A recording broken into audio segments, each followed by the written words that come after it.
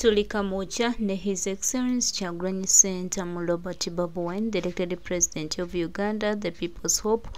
Olunaku olwaleero ebigambo abyogedde buli kimu akikoze. Abadde bamugamba ebigambo mbu simanya nga yagenda Abongereza, simanya nga yagamba yakkiriza ebisiyaga temusibaako matu ga mbuzi kumuliisa ngo muzaafalu fe temututeeka mu bintu byaffe. Yes, Kyagulanyi Ssentamu Robert Bobi Wine, the elected President of Uganda, gwe tuli naye baganda baffe mikwano gyaffe.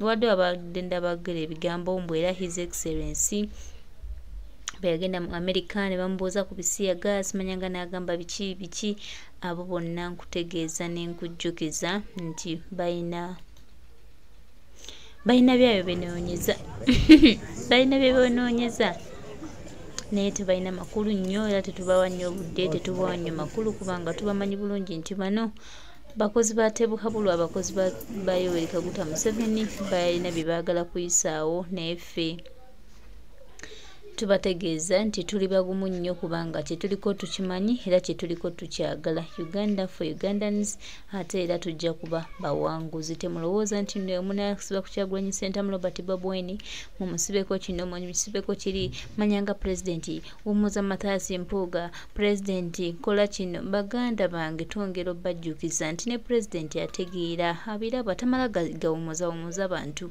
Ebyo bye byaleetera FDC okutandika okufunamu enkaayana ezo umuza bantu. Nefe President waffe ebintu abikwata mpola asooka kwetegereza. Mathias Mpuuga nsamba wawo buli mutaba perfect n'ate ayina ettaffaali eddene lyatadde ku sitako lyaffe era ayina obwenkanya bwatulazeeko obwa diplomasi bwe tutaba tutugenda tutambula.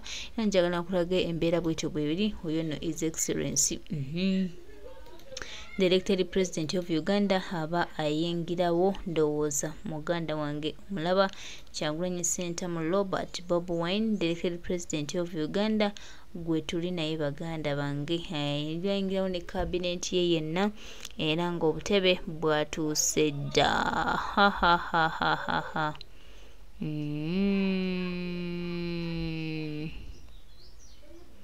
Doziraba Mathias Mpuuga nsamba kitaffe Honorable Segona batuuse baweddeyo awo ate awo embeera bwetyo bweri baganda baffe mikwano gyaffe.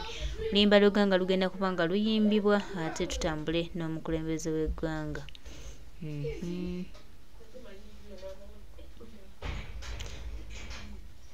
Welcome to this presser, and yes indeed it's a presidential presser, and before we get started, let's first have our national anthem, then national unity people power anthem, and it will be followed by a prayer.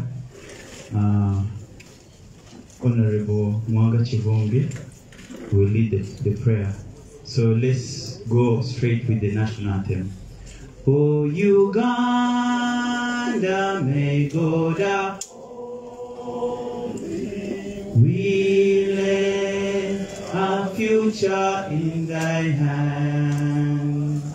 United, free for liberty, together we'll always stand. When the struggle is over, when the victor's crown, we shall wear the victor's crown. We shall wear the victor's crown. When the struggle is over, wear the victor's crown in a new Uganda. Oh, Lutalo Ngaruende. Tuliambalengule, olutalo ngaluwedde. Tuliambalengule, tulivimba mu Uganda empya. Straight to the prayer. Bismillahirrahmanirrahim. Wal asri innal insana lafi khusr illa alladhina amanu وآمنوا الصالحات وتواصوا بالحق وتواصوا بالصبر. Thank you. You may have your seats.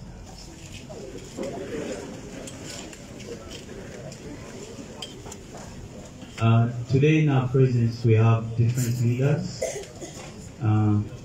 The President himself, His Excellency Kyagulanyi Ssentamu. We have our Deputy Presidents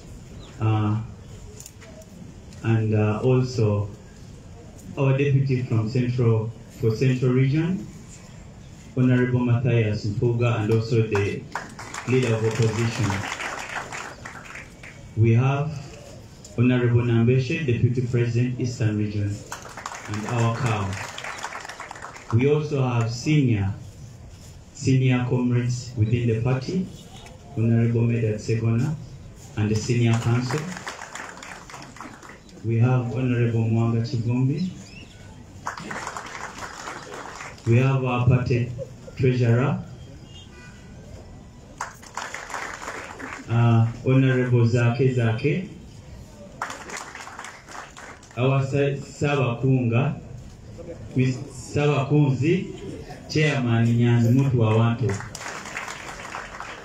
And amidst us, we also have different leaders. No, I had forgotten, forgive me. Honorable Betty Namboze, Teddy Namboze. Yeah. And the Secretary General, David Louis Rubongoya. Yeah, we also have amidst us different leaders from local councils, spokespersons of these councils. We also have our mayors. Can you stand up for recognition? Yeah. Our speakers. People power, our power, people power. And all local leaders from the councils. Could you please stand up for recognition? People power, our power, people power. And I would also like to welcome the Fourth Estate for being around. And also Honorable Kabuye Frank. Today is rather different. It's not the ordinary presser. And without wasting much time, I would like to welcome the President, His Excellency Robert Kyagulanyi Ssentamu, to come and give his report to you people.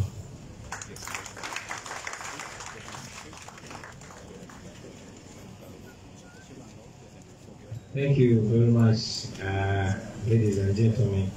Thank you, Comrade Nubian, and welcome, brothers and sisters. Honorable Kabuye, you're welcome. When I tell people we are international, they tend to argue with us. I hope they won't be arguing anymore. Welcome, friends from the media, the food soldiers, and everybody else. Now, friends, today I will be addressing you on 4 issues. I want to address the issue of our missing persons and the sanctions that are falling.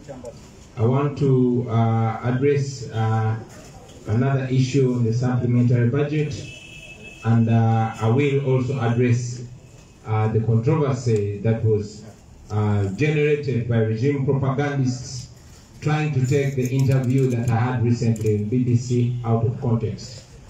First of all, I am back in the country from a long trip, and I thank God that all went well. I want to remind the nation that we are still firmly pursuing the issue of our missing people. More than 18 families are missing their people. People were abducted, they continue to be abducted, but most importantly, there's a group of 18 people that are notoriously missing, that include comrades like Chibarama and many others. We thank the people of Uganda that have relentlessly demanded for those people. We want to thank our parliamentary team led by the noble Honorable Matthias Mpuga for pushing so hard on that line. As you have noticed, the regime is at crossroads. You saw Madam Wangadia dismissing the issue and also complaining that we have refused to take this issue out of the media, out of public domain. We shall not stop. We want our people back. You also saw that in its desperate attempt to divert us, the regime through their RDC in Kayunga paraded a fake Martin Lukwago, claiming that Martin Lukwago, who has been missing for more than a year, had shown up. Of course, the wife of Martin Lukwago and the children dismissed this fake man. That was not Martin Lukwago. The regime fell flat on their face. We are informed that they are holding on to that man, but the same thing, the same story as all of you remember, that the military spokesperson presented a man that was burnt, but this time having compromised him to lie that we are the ones who burnt him. We continue to demand for our people. And yes, it is for that reason that we have been moving the world over, calling upon all allies of Uganda in the West to take this gross human rights violation very serious. Thank you very much, man. So, ladies and gentlemen, just to remind you, we had the opportunity to document gross human rights violations that happened before, during, and after the 2021 election. And yes, we have a film, a documentary film, that's showing the real picture of Uganda to the international community. Not only that, but we have been knocking on various doors, demanding that the United States, the European Union, and all these other democracies across the world stop dealing with General Museveni as if they're dealing with a legitimate leader. We have singled out those regime people, the high-ranking military officials and officials in other institutions that are involved in gross human rights violations for targeted sanctions. I am happy to report that on top of people like Kari Kaihura, on top of people like Abel Kandiwo and Eweru, recently, Biabashaija, who hates prisons, was sanctioned. Now these sanctions, what do they mean? These people steal money, taxpayers' money from Uganda, and they are rich, they invest this money abroad. That's where they go for medical treatment, that's where they take their children for all that they need. And yes, they treat Uganda as a cemetery. But gladly with these sanctions, they and their families are sanctioned. They are not only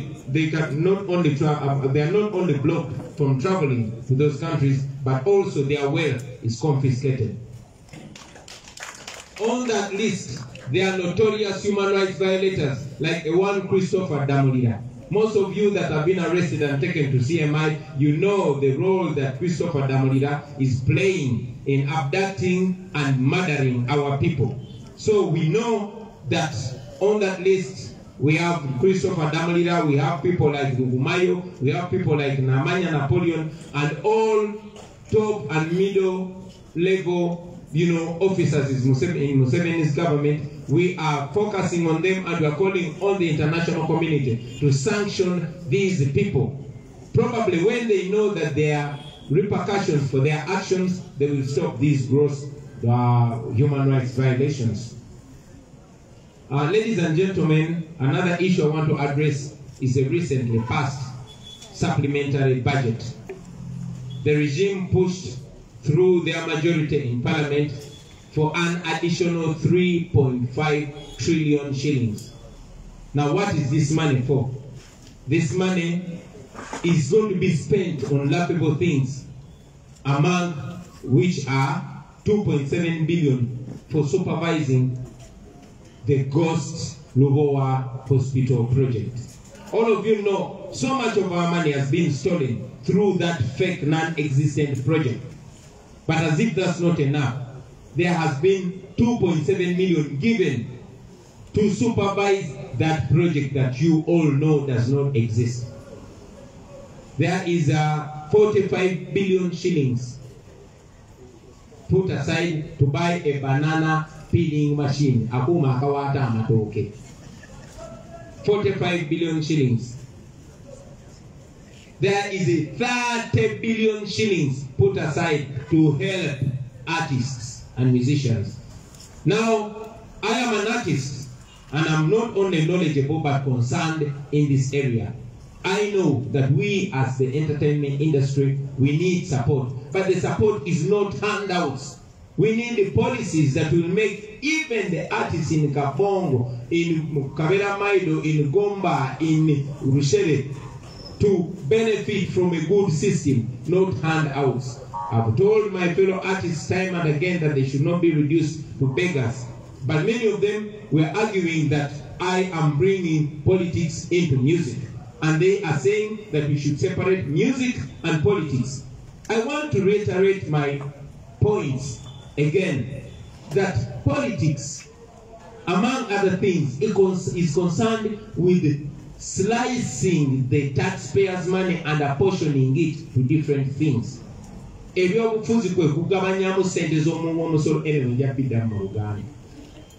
So, this is how taxpayers' money is being apportioned.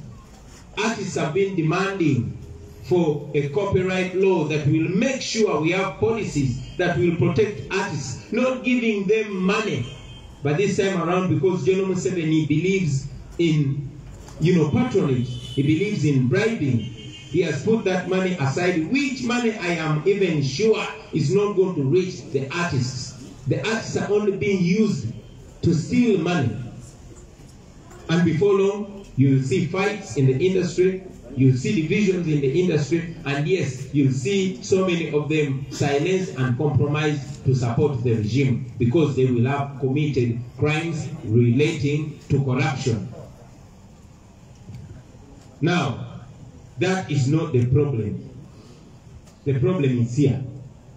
First, there's a problem that out of that 3.5 trillion, 418 billion is going to Museveni's house. Now, this is a man that is already spending 2 billion shillings every day. However, that is not enough. Museveni needs another 418 billion to spend some more.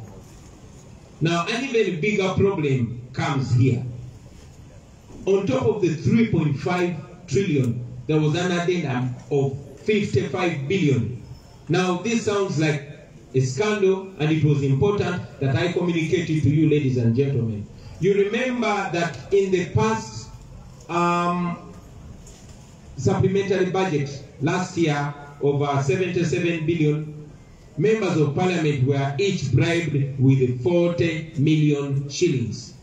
Many of them denied it, but yes, some of them actually spoke the truth that they were given that money. This time they are giving every member of parliament 100 million shillings as a bribe to pass that supplementary.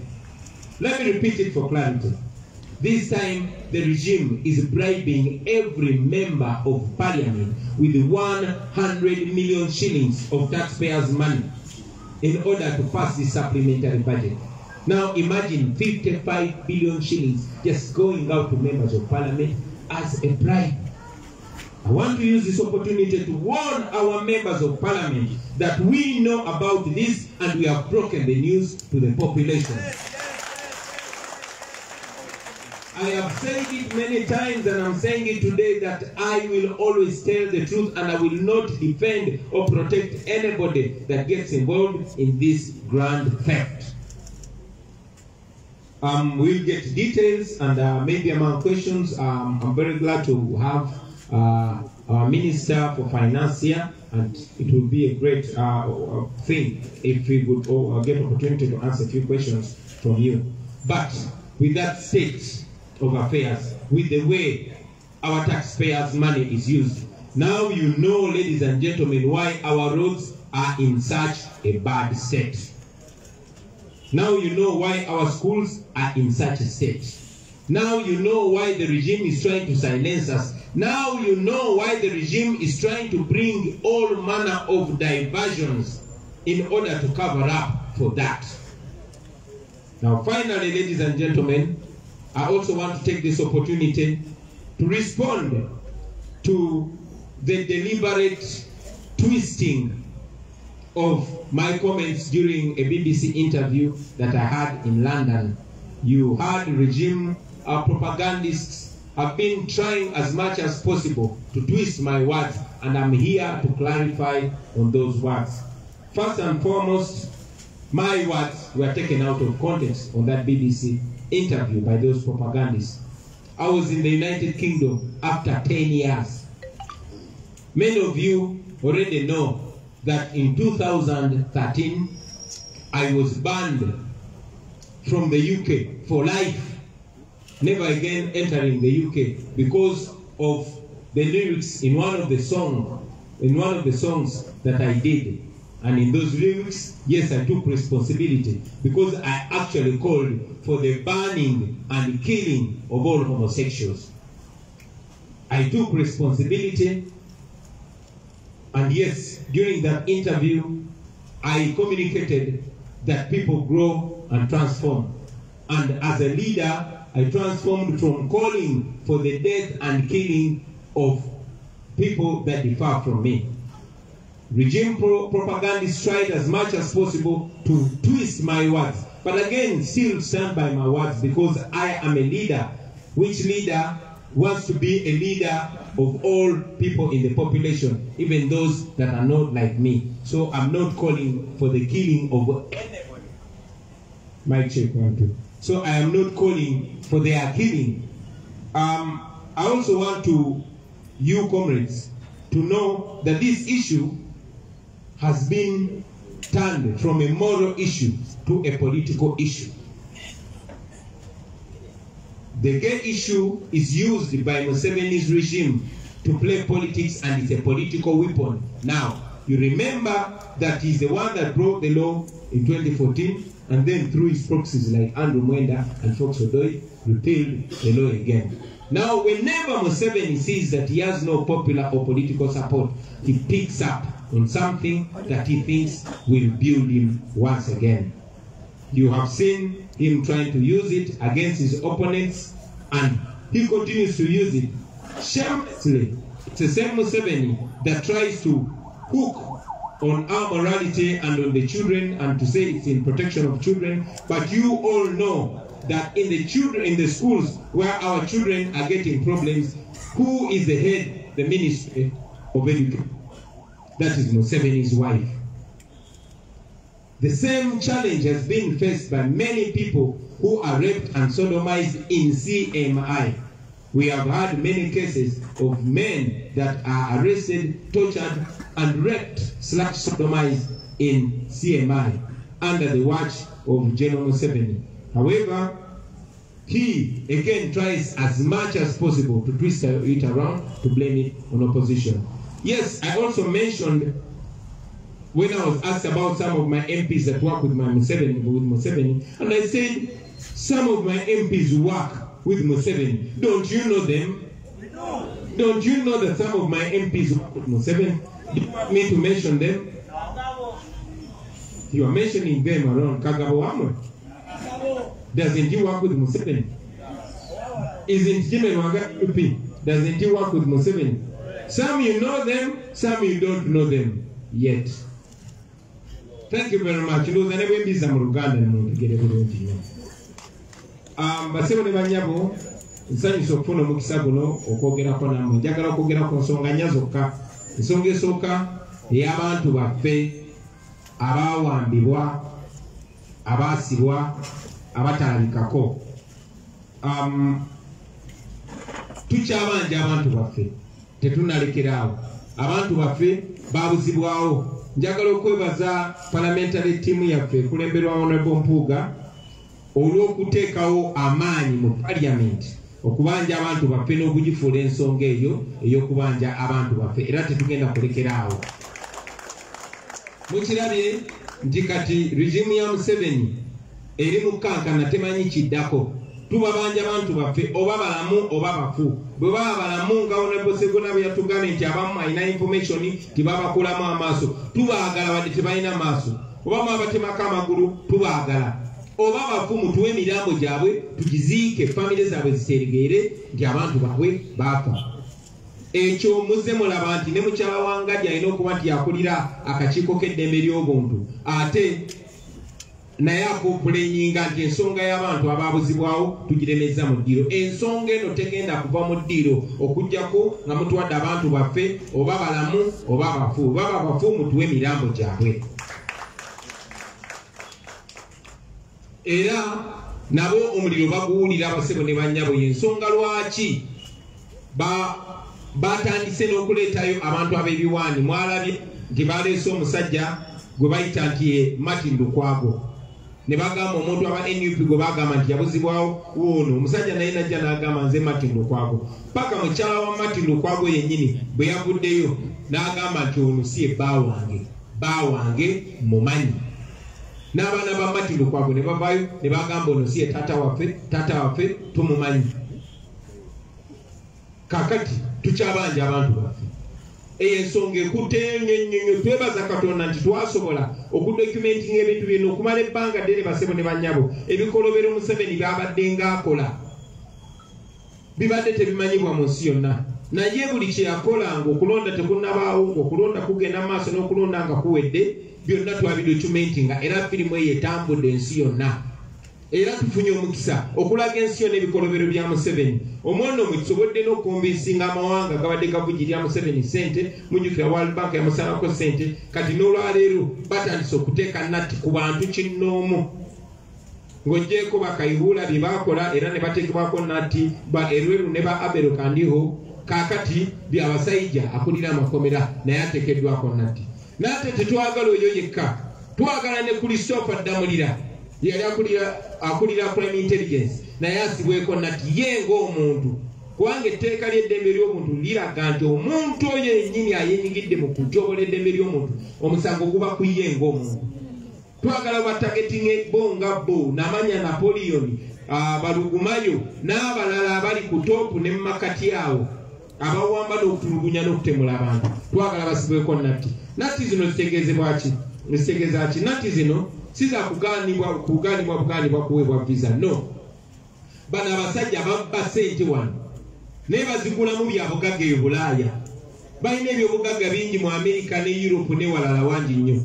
Naye mu natti zino kitegeeza nti basibwako engumbo bo n'abaana baabwe ne famire zaabwe. Si butaddabuza Amerika oba Europe kyokka, naye n'ebyobugagga byabwe biboyebwa.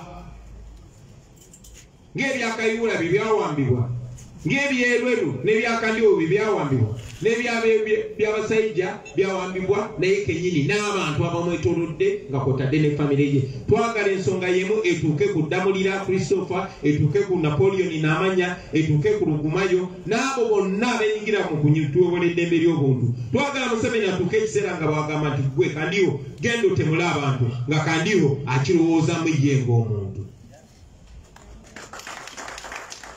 Twagala abo abantu bennyini abeenyigira mu kutemula abantu baffe bennyini bakwatibweko. Tujja genda tubanoonya mpola mpola paka we tunatuuka ku Museveni yennyini ne mutabani we. Ensonga nga ngimaze bassebo ne bannyabo, njagala okwogera ku nsonga ya supplementary budget oba budget empya ey'ennyongereza eyayisiddwa mu Parliament nga Museveni yeeyambisa ennamba ze z'alina ez'ababaka. Mwawulidde mu mawulire ti Parliament yayisiza budget endala ya trillioni 3.5. Trillioni 3.5 ze bilioni 135 ze milioni 3.5. Ezo sente zayisibwa okola ku nsonga Museveni yagambye nti nkulu nnyo. Mwezi ensonga nga mwemuli bilioni 2 mu milioni 7 ezo nga za kugenda kulambula ku project ey'eddwaliro etatandikanga etaliiyo, naye okugenda ogirambula bayisiza bilioni 2 mu milioni 7 ze milioni 12,700 kugenda kulambula ku project etaliiyo. Omwe mwe muli bilioni 45 nga zino za kugula kyuma kya kuwaata amatooke, nga mwe muli bilioni 418 ezo za kwongerwa maka ga Museveni gako azikozese. Jukira omuntu gobongera sente ezo already alina budget ya bilioni 2 buli lunaku akozesa milioni 12 naye tezimala bamwongeddeko bilioni 418. Ekyo kyandibadde kikyali awo ne bayisiza ne bilioni 30 nga za kuwa abayimbi. Okumala ebbanga ddene abayimbi babadde bakabira ekintu kimu, copyright law oba etteeka erikwatagana ku biyiiye, nga tulowooza nti nga mawanga gonna agaakulaakulana Nigeria, South Africa, America, gavumenti ekwata sente n'eziwa abayimbi, wabula eteekawo amateeka agabakuuma agamakinga sure nti bafuna mu mulimu gwabwe. Nga n'omuyimbi ali e Karamoja, n'omuyimbi atamanyi government officer yenna, n'omuyimbi agenda okujja emyaka 10 oba emyaka 2 agenda kufuna mu nkola ya gavumenti eriwo nti omuyimbi abeera defended, abeera protected bwa. Abayimbi obuzibu bwe bafuna nti government policies eziriwo teziba protectinga, emisolo gye babateekako giri waggulu. Ebyuma bino bye tukozesa biriko emisolo mingi, naye gavumenti nga yateekawo policies n'esala emisolo ku byuma bino, n'esala emisolo ku bintu aba artists bye bakozesa ebyuma bya studio, art industry yandi developinze. Naye kubanga Museveni ye akkiririza mu kugulirira, afunamu abayimbi batono n'abayita abawe sente, first of all bazirye babeere n'omusango gwa corruption nga tebasobola kukwasamya akamwa ke kwogera ku kikyamu. Bwati bwe yakoze maze ebbanga nga nsaba bayimbi bannange obutabeera babeega, obutabeera basabiriza, wabula bateekebwawo amateeka agabafuula nabo boosi bo n'abaana baabwe n'abazzukulu. Muwulidde bayimbi bannaffe bangi nga babadde nga bakaayana bagamba Bobi Wine aleeta ebyobufuzi mu music, twawule music n'ebyobufuzi. Naye nga mbadde nga bagamba nti politics kyeki? Politics y'entematema ya sente z'omusolo, y'entematema y'ebyobugagga by'eggwanga na ki kigenda kukola kitya. Kati yeno entematema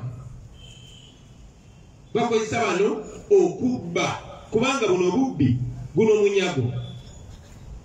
Abayimbi tebeetaaga ye copyright law, teweetaaga bagulirira, teweetaaga bawa sente, yes weetaaga kusupportinga ebirowoozo ebibasula. Kyanaku si kye kyakoleddwa, era mwalabye nti bilioni 30 ezo nno sente zizimba eddwaliro erisinga erya Kiruddu nga pyanga kuliko n'ennyumba z'abasawo. Kaakati bayimbi bannange mwalidde eddwaliro ly'eKiruddu ddamba, tubayozaayoza. Nenjagala okubategeeza nti wali muwendo gwa sente gwe bagenda bawa basenga bamwe ne bannyinammwe basobole okufuna obujjanjabi obulungi. Tewali muwendo gwa sente gwe bagenda bawa enguudo zammwe zitereere. Tewali muwendo gwa sente gwe bagenda bawa abaana baabwe bammwe basomere mu masomero amalungi. Wabula sente y'omusolo erina kukola ebyo bigenda okutaasa gwe artist ne bali banna abalala, kubanga ba artist tuli banjawulo mu society.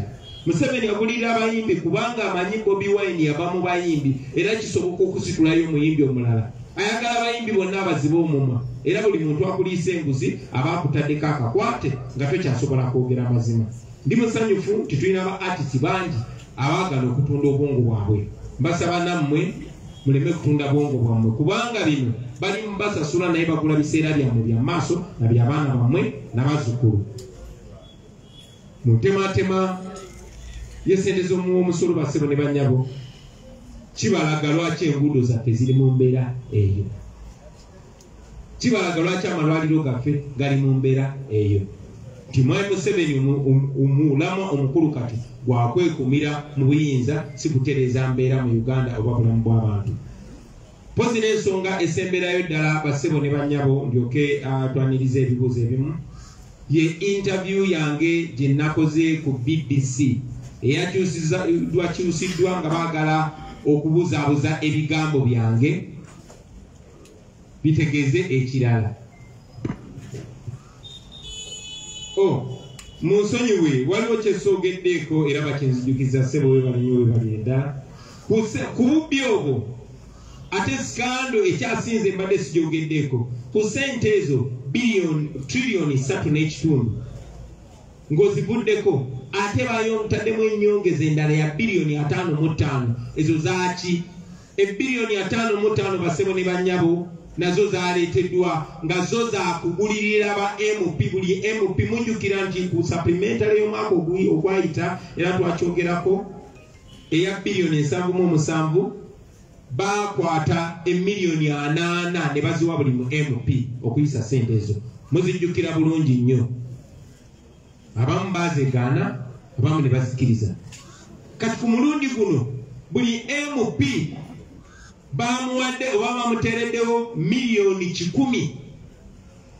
Nkiddamu buli mu MP okuyisa sente zino kubanga mumanyi tezina mulamwa, kubanga bamanyi nti za bubbi. Naye ba MP nabo okubeera part of this theft, nabo okubeera abamu mu bunyaguluzi buno. Buli MP bamuwadde oba bamutaddeko omutemwa gwa miliyoni 10 ze miliyoni 5.5 kwega mu bufunze amala ze biliyoni 5.5 mu bufunze ge malwaliro g'ekiruddu 2 bagawadde ba MP bagalye basobole okusirikira ensonga eno. Njagala okutwala omukisa guno okuwoninga ba MP baffe bonna ti buno obubbi twabutegedde ne zino sente twazitegedde Museveni yazireese zisobole obbasirisa. MP yeno wa National Unity Platform oba ow'enkyukakyuka oba yena agamba nti akolera abantu, twagala okulabula nti tuwenyigira mu bubbi buno kubanga tujja kukulabisa. Nze nga mbagamba kisigenda kusirikirira oba kubikkirira kintu kyonna kinyigiriza abantu baffe. So ensonga eyo tugyogedde, tubasaba nammwe mutandikire okwo okunoonyereza mwe bannamawulire nammwe bannayuganda bannaffe abali eyo. So ensonga esemberayo ddala y'ensonga ya interview yange gye nakola ku BBC abapropagandisi ba regime ya Museveni gye baayagala okukyusa ebigambo byange ate okubivunula ekifuulannenge. Mwenna bali wano mumanyi nti nagenze e Bungereza omulundi ogusooka mu myaka 10.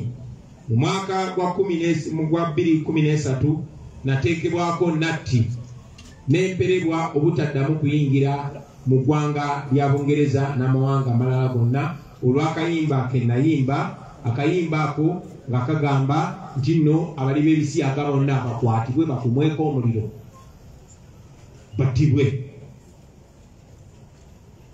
Oluvannyuma lw'ebbanga eryo era bambuza ekibuuzo ekyo ne baŋŋamba nti ssebo ekyakugobesa mu ggwanga bangobayo emyaka 10, maze emyaka 10 nga singira Bungereza era kyanneetaagisa kugenda mu kooti nefuna lawyer njagala okubaza abalawyer bange ab'Ebungereza n'abaali bakwatagana nabo wano namala genda mu kooti ne balyoka bajjawo natti eyo.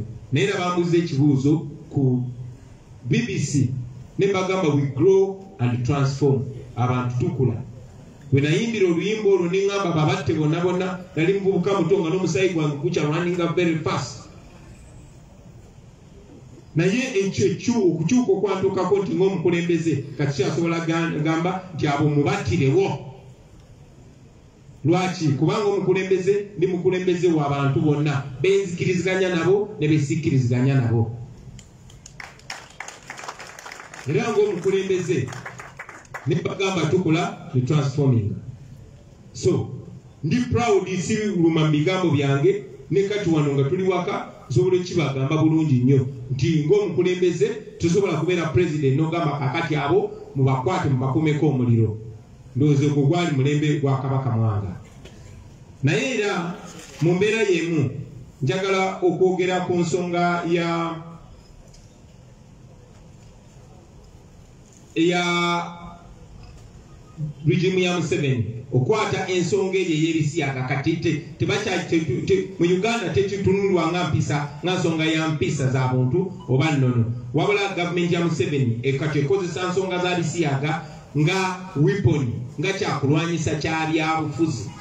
Munajjukira nti etteeka ly'ebisiyaga lyaleetebwa era ne biwagirwa nnyo bannayuganda mu 2014 ne liyita, naye omuntu yennyini yaliisa ate yakozesa Andrew Mwenda ne Fox Odoi okulikola ki? Okugenda mu kooti era ne balisazaamu. Era omuntu yennyini kubanga buli walaba nga agweddwako support ng'aleeta nsonga ya bisiyaga era nakomyawo ensonga y'ebisiyaga. Era mwennyini mwawulidde nga Andrew Mwenda ne Fox Odoi nga bagenze mu kooti. Andrew Mwenda ye mwogezi wa muhoozi mu ggwanga lino. mutabani wa Museveni. So nze ndowooza ndibandisoose kwogera na Andrew Mwenda nga tebannajja kwogera nange. Seetaaga kigamba muntu yenna, seetaaga kubulya muntu yenna ndowooza yange. Mugimanyi mwenna mu ggwanga, temugimanyi? Ndi musajja mufumbo. N'abaana bange mubamanyi. Ate n'ensonga endala, abantu bennyini abeekweka mu tteeka eryo ate be basinze okukola ebikolobero ku bantu baffe, okugeza mu masomero ewabeera emizeejo, abannamawulire ababyogeddeko mulabe babakwata nga babasiba. Amasomero ago gakulirwa mukyala wa Museveni. Mwakawulirayo abasegu bameka be bakutte mu masomero?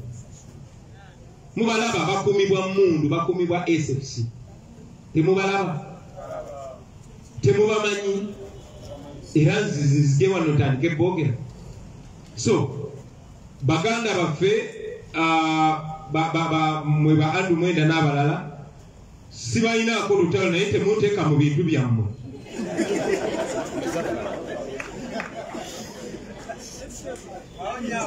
Simanyi oba ensonga eyo saagala nnyo girwako, naye mbadde nyina okimekinga kirya basebo ne bannyabo. Of course waliwo n'abalala bangi Museveni bakozesa nga ye chance okubuukira ensonga eyo. Nalabye ne bannaffe betulowooza nti tuli mu lutalo lwakulwanyisa nakyemalira, naye nga bangu nnyo okubuukira ensonga ng'ezo.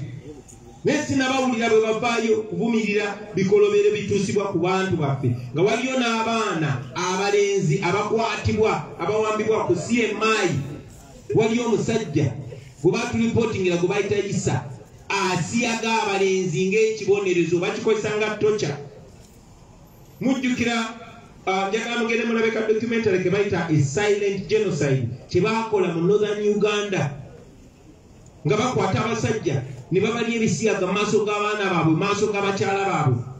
Regimu ya Museveni kati ne kati bakikola mu CMI n'ebirala bwe bityo. So mwami Museveni alekerawo okwewuguusa, ate n'abantu be balekerawo okwewuguusa. Simanyi oba ine ensonga njirweko, naye sirowooza nti nyina n'ogirwako basebo ne bannyabo. Ensonga muzimanyi, mumanyi bulungi endowooza yange, mumanyi bulungi endowooza yaffe, naye ebyo byonna birina okuggwawo nga buli munnayuganda afunye eddembe lye n'aba confident nga tosobola mukozesa kyatayagadde, nga tosobola munyigiriza, nga tosobola munyola nsingo. Mwebale nnyo, mwebali eddala kumpuliriza basebo ne bannyabo. Sebo Comrade Nubyandiroza ne benkugiza akazindalo. Thank you very much. A big round of applause to the President.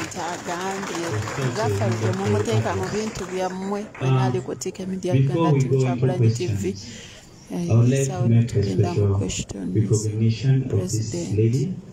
Abasinga balowooza tasobola nakwogera naye kamu akazindalo ababuzeeko abawamanyage because she does such a great work. My name is Timina Wasike Dorofi. I'm Sangago Dinga.